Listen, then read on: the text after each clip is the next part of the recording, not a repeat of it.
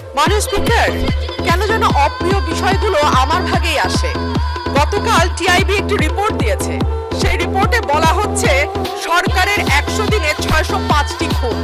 আমি আশা করেছিলাম মাননীয় স্বরাষ্ট্রমন্ত্রী আজকে এখানে উপস্থিত থাকবেন, কিন্তু আমি সামনে তাকিয়ে দেখলাম মাননীয় স্বরাষ্ট্রমন্ত্রীর আসনটি খালি, অর্থাৎ তিনি উপস্থিত নাই।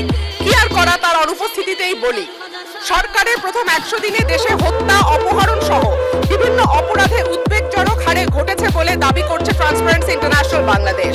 এই সময় দেশে 605টি খুন, 196টি অপহরণের ঘটনা ঘটেছে বলে জানায় সংস্থাটি। প্রতিবেদনে দেওয়া পরিসংখ্যানে দেখা যায় মার্চ ও এপ্রিল মাসে মোট 605টি খুন, 294টি ছিনতাই, 90টি ডাকাতি, 196টি অপহরণের ঘটনা ঘটেছে।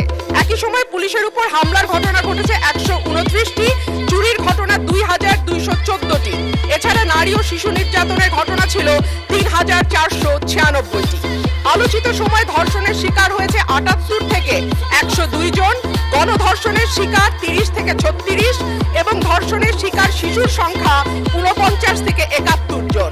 মাননীয় স্পিকার, আমাদের এই পরিসংখ্যানটি স্পষ্ট করে দেয় বাংলাদেশে গত 3 মাসে আইন শৃঙ্খলা পরিস্থিতির অবস্থা কি। আমি বলেছিলাম যে এই সরকারের অর্থনীতি এবং আইন শৃঙ্খলা এই দুটো বিষয়ে যারা মন্ত্রণালয়ের দায়িত্বে আছেন তাদের উপরে নির্ভর করবে 50% এবং বাকি 50% অন্যান্য মন্ত্রণালয়ের উপরে, যে এই সরকারটি কতটুকু সফল বা ব্যর্থ হবে। আজকে মাননীয় স্বরাষ্ট্রমন্ত্রী সংসদে উপস্থিত থাকলে আমার পক্ষে সহজ হতো আরো স্পষ্ট